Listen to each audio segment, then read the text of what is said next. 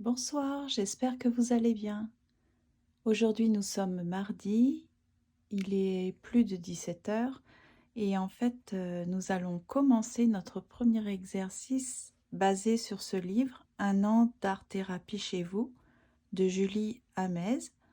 Et en fait, on va le faire ensemble. Donc, pendant 52 semaines, c'est-à-dire une fois par semaine, nous allons nous retrouver chaque mardi pour faire un exercice de ce livre.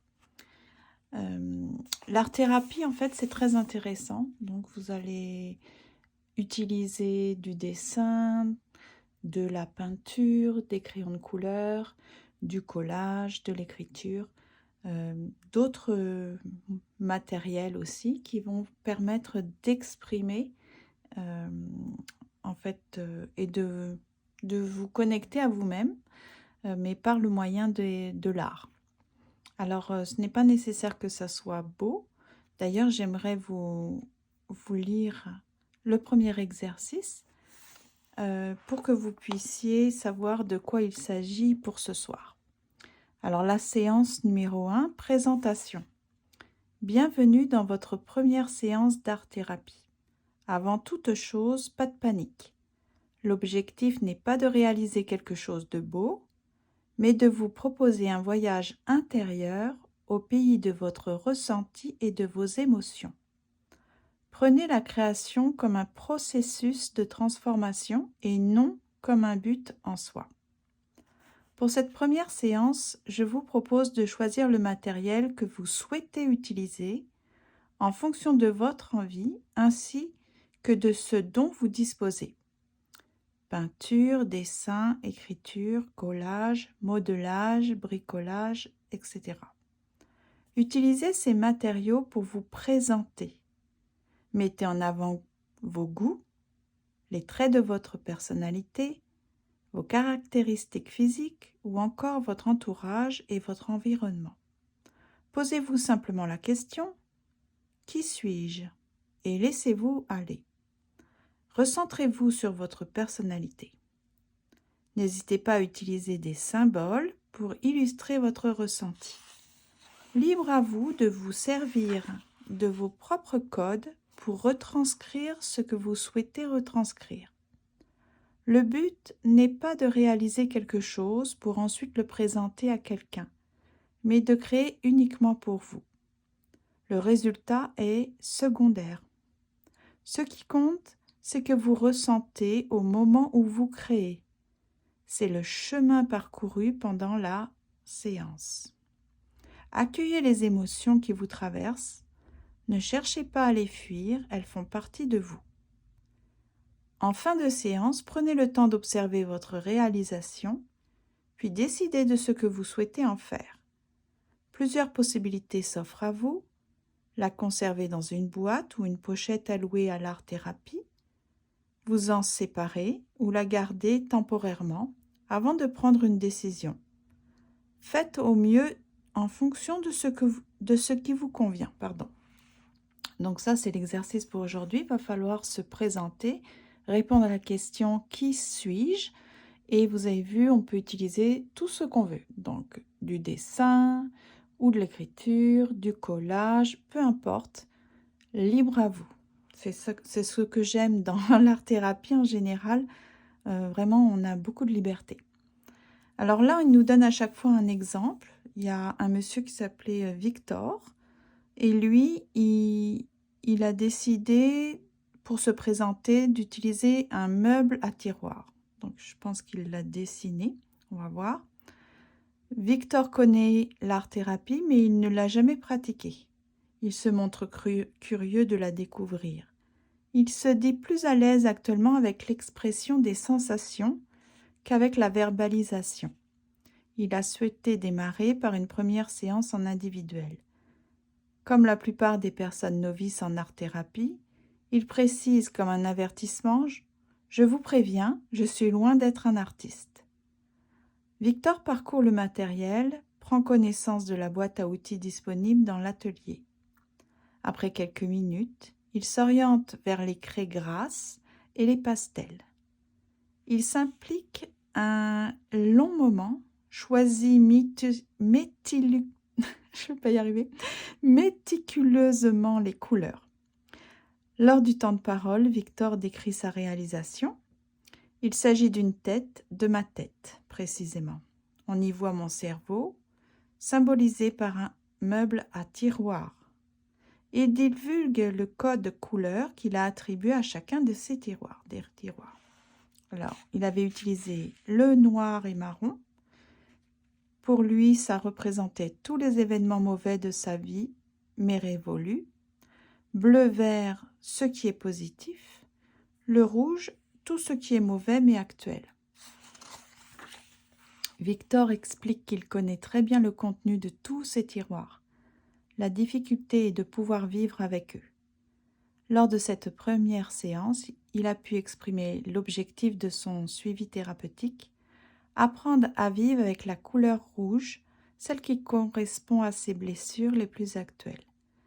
Depuis, il semble avoir trouvé en la craie grasse une alliée qui l'a accompagné dans bien d'autres dessins expiatoires. Donc, ici, il s'est représenté donc, avec un meuble à tiroir. Il a attribué des codes couleurs, mais selon lui, il savait à quoi ça correspondait. Et pour lui, c'était sa façon de se présenter, avec tout un ensemble, des événements mauvais, mais révolus, ce qui est positif, tout ce qui est mauvais, mais actuel. En tout cas. Donc, ça, c'est la petite consigne d'aujourd'hui. Alors, ce que je vais faire, c'est je vais vous expliquer que moi, j'ai pris ce cahier-là. C'est une amie qui me l'a offert.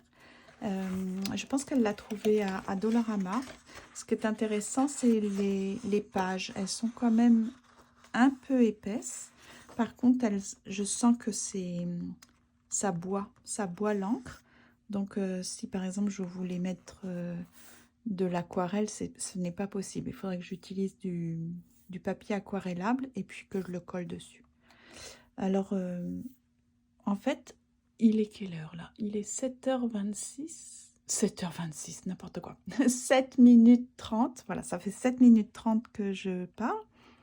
Je vais vous laisser prendre donc le matériel dont vous avez besoin. Vous pouvez aller chercher de la peinture, des collages, enfin des magazines, pardon, des images, de la peinture, des crayons de couleur, ce que vous voulez, en sachant qu'il va falloir vous présenter. Donc, comment vous feriez de façon un peu créative et artistique pour vous présenter.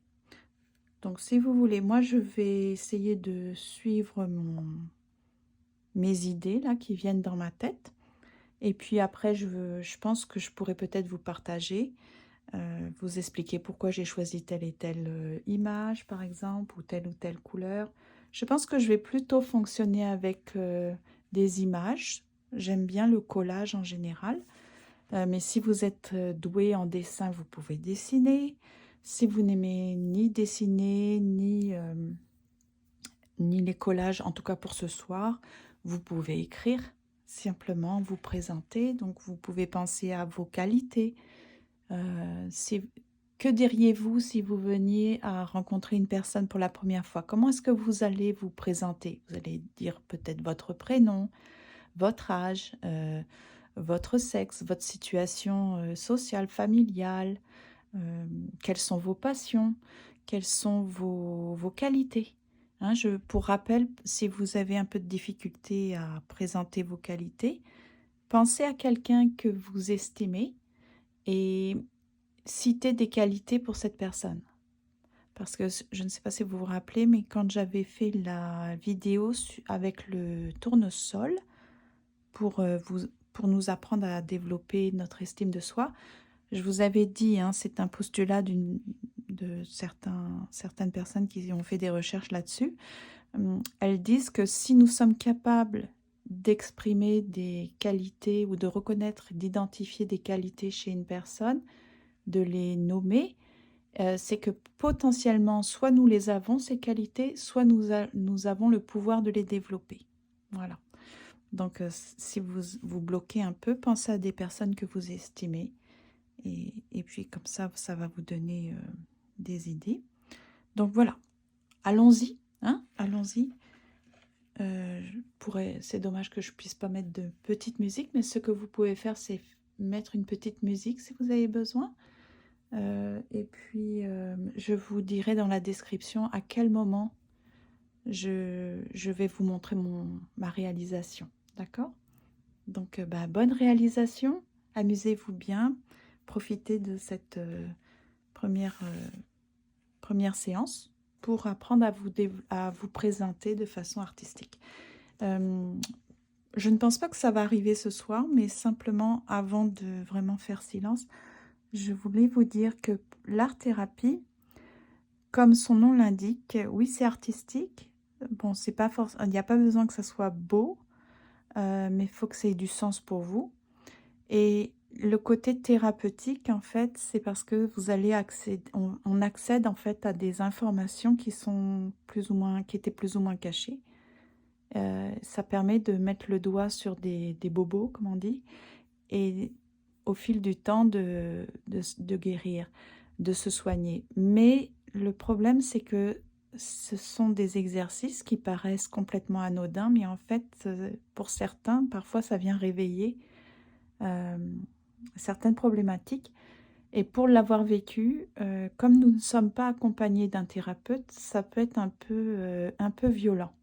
Donc, si ça arrive, si par exemple vous vous sentez pour une raison que pour l'instant vous ignorez, mais totalement, par exemple, vulnérable, émotif, etc., ce qui est bien et ce que je vous conseillerais, c'est donc d'arrêter et de reprendre la respiration.